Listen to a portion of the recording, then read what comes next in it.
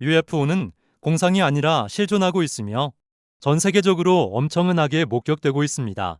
심지어 중국에서는 1,000만 명이 동시에 목격하는 사례도 있었습니다.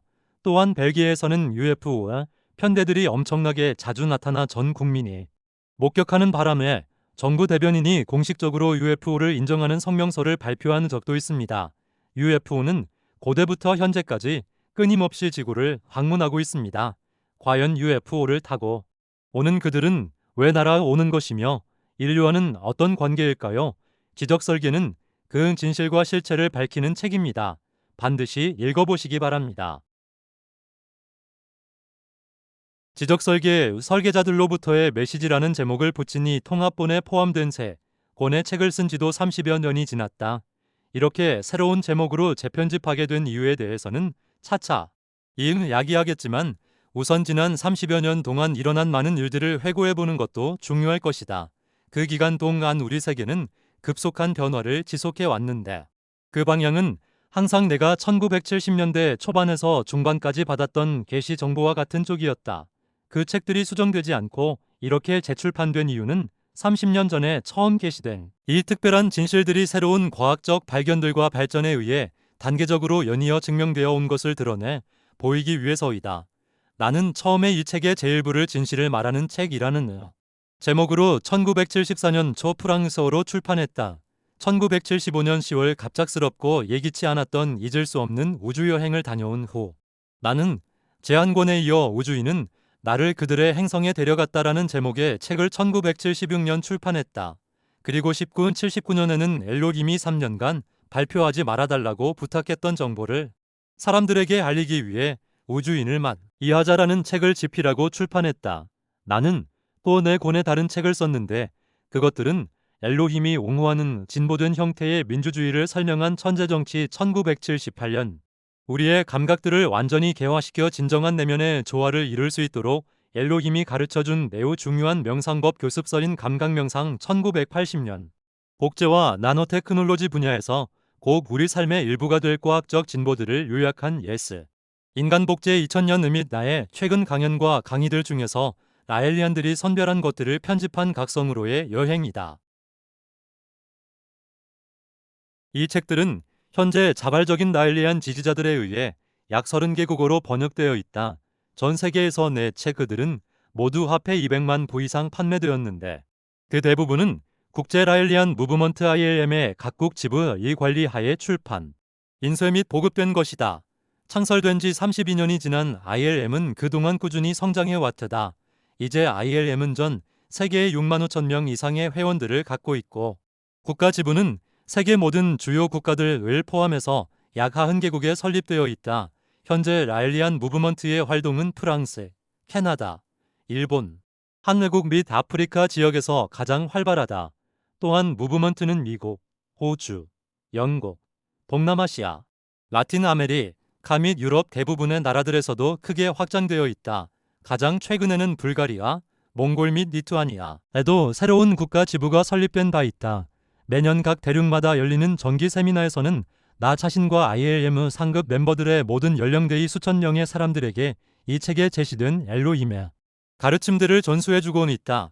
현재 전 세계에는 200명 이상의 가이드 즉 라엘리안 사제들이 활동하고 있다. 나와 지도급 엘리안들이 쓴 무브먼트의 활동 상황에 관한 글을 게재하는 두 가지 중요한 매체가 있는데 매년 2회 국제적으로 발간되는 고급 잡지 아포칼립스와 RAELI인 NEWS.org를 통해 온라인으로 배포되는 주간 전자회지 콘택트가 그것들이다. 이 출판물들은 엘로힘의 철학과 예지를 널리 확산시키는 데 도움이 되고 있다. 복제양 돌리의 탄생은 인류의 과학 역사의 획기적인 사건이었으며 조만간 인간을 복제하는 일도 매우 보편화될 것이라는 점은 분명하다. 엘로힘의 행성에서와 마찬가지로 지구에서도 복제를 통해 인간은 영원한 생명을 얻게 될 것이다.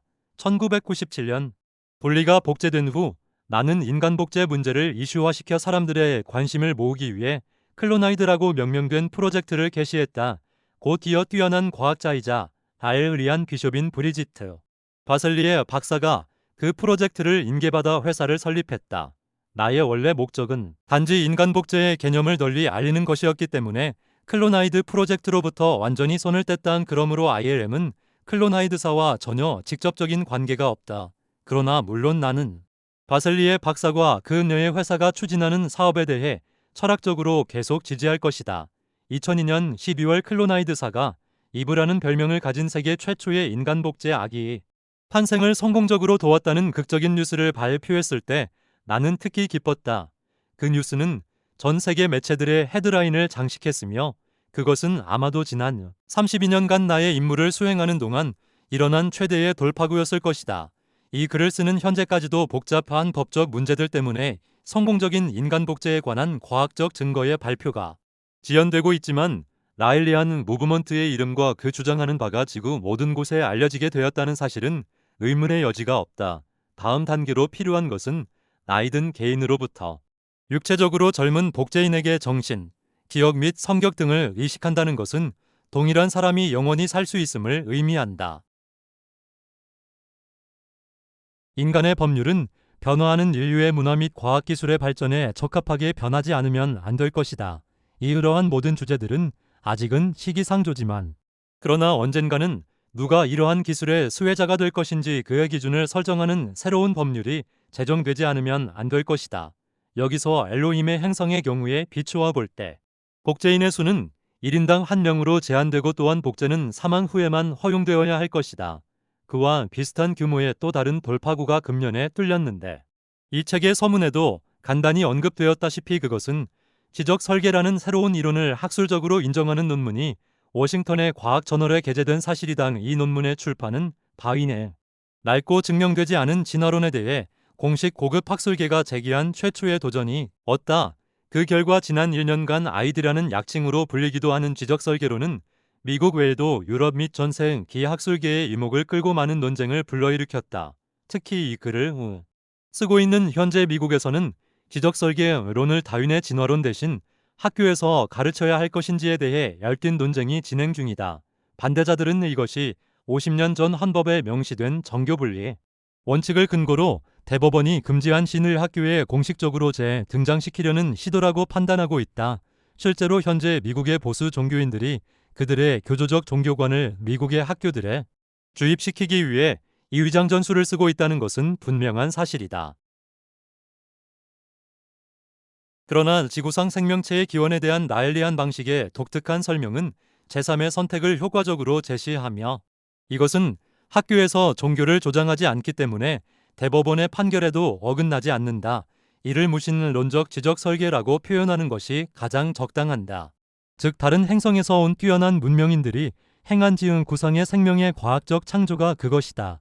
이는 최근 크레이그 벤터 박사가 최초로 완전한 인공 단세포 생명체의 합성에 착수했다고 발표한 사실을 통해 증거되듯이 생명의 기원에 대한 설명 중에서 제로 실험실에서 재현할 수 있는 완전히 새로운 논리적 이론이다.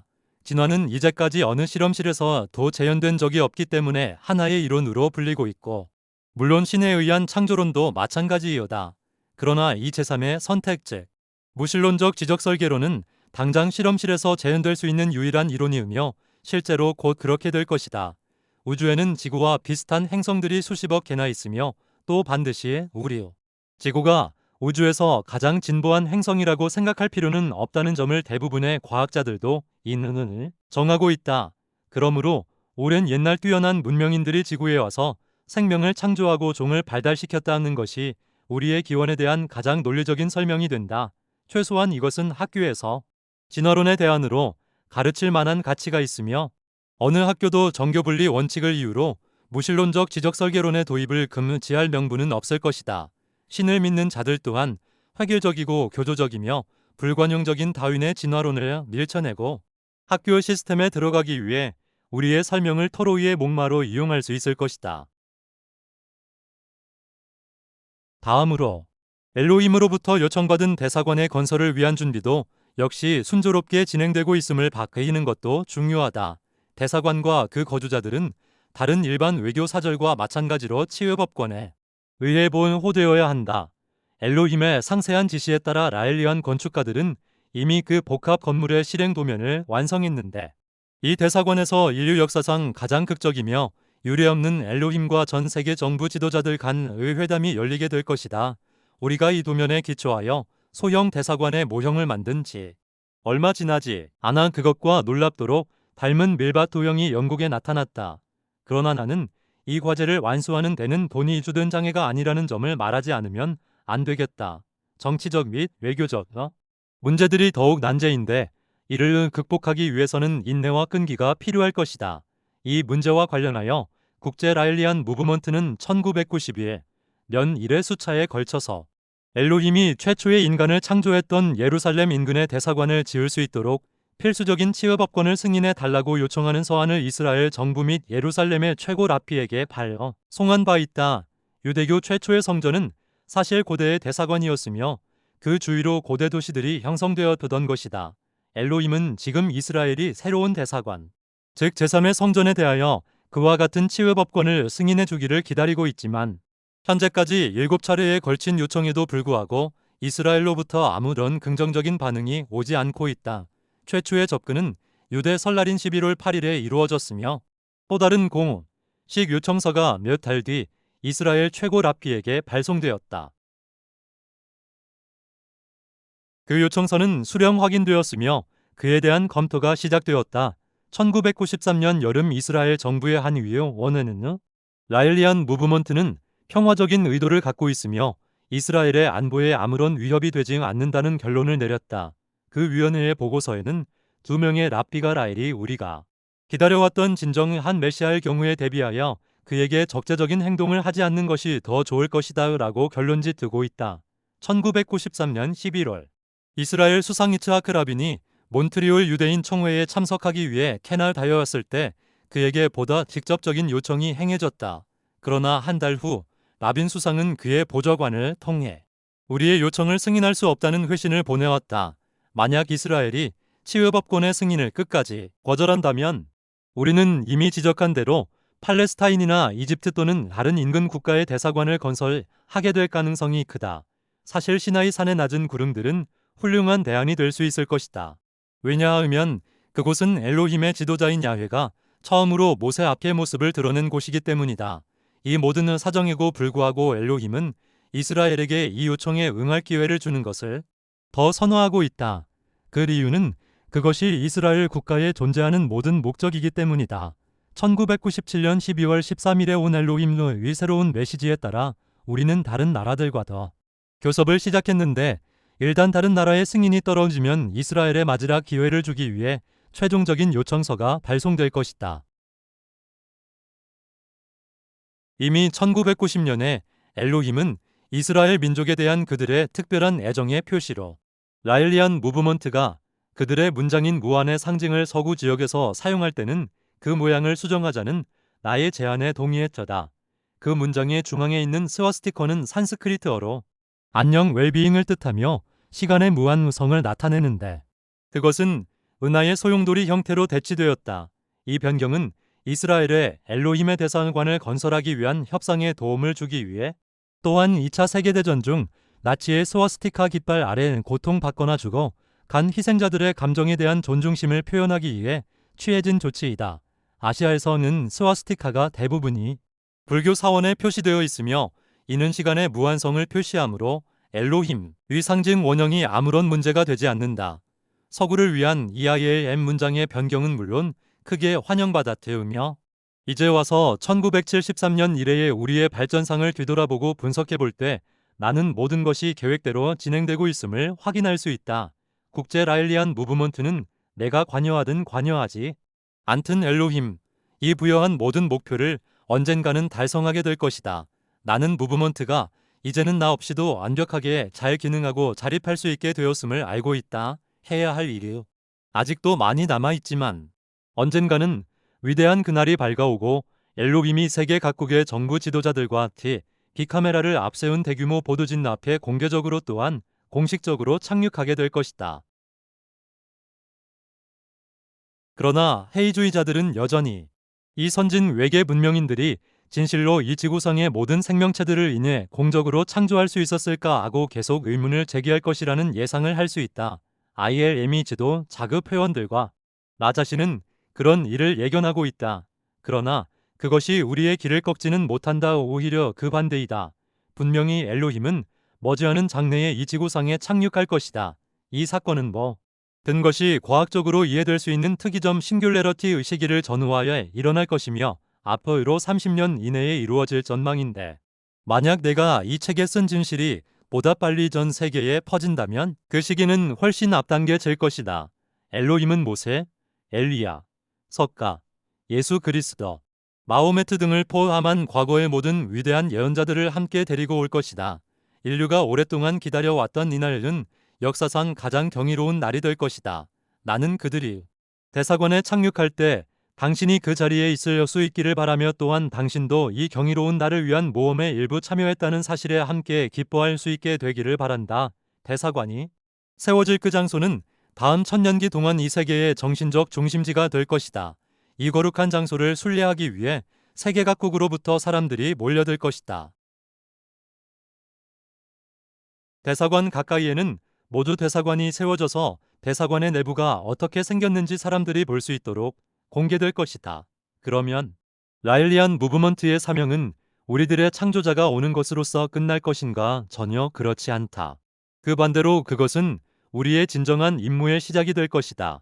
원시종교의 소멸에 의해 생기는 공백이 미래의 기술적 혁명과 조화된 새로운 정신으로 채워지지 않으면 안 될 것이기 때문이다. 현재 우리 인류는 과거의 종교와 과거의 사고방식을 지닌 채 미래의 기술을 구사하고 있다. 엘로힘 덕분에 우리는 그들의 종교를 받아들임으로써 새로운 정신 수준에 도달하여 수 있을 것이다. 그들의 종교란 무신론적 종교, 즉 그들의 문장에 표현되어 있는 것처럼 무한의 종교이다. 라일리안 무브먼트의 가이드들은 이 새로운 종교의 사제가 되어서 사람들이 무한소와 무한대의 우주에 조화를 느낄 수 있도록 돕고, 또 우리는 우주의 먼지이며 동시에 영원한 에너지임을 깨닫도록 도울 것이다. 연구소와 대학들이 대사관 근처에 세워지고 엘로힘의 지도하에 우리 과학자들은 지식 수준을 높여 나갈 수 있을 것이다. 이와 같이 함으로써 우리는 엘로힘의 과학 수준에 점점 접근하게 될 것이다.